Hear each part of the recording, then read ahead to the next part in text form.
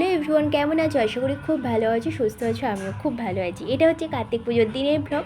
কার্তিক পুজোর আগের দিনে আমি বাপের বাড়িতে চলে এসেছি। তো এটা হচ্ছে দিনের। তো আমি আর মা দুজনে মিলেই যাচ্ছি পুজো দিতে একটা জাগ্রত মায়ের কাছে, মা মুক্তকেশী মা। তো সেখানে আমার আজ থেকে 3 বছর আগে একটা অ্যাক্সিডেন্ট হয়েছিল। তখন মা মানসিক করেছিল আমার সুস্থ হওয়ার জন্য।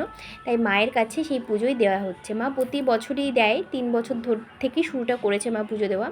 তো তাই জন্য এবছর আমি যেহেতু এসেছি, আমাকে নিয়ে মা মুক্তকেশী মায়ের কাছে গেছে পুজো দিতে।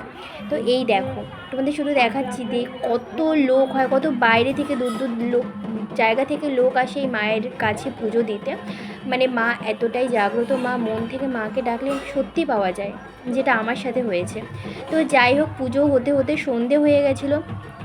তো এই দেখো, পুজো শেষ হলো, তারপরে প্রসাদ নিয়ে আমরা এবার বাড়ি ফিরবো।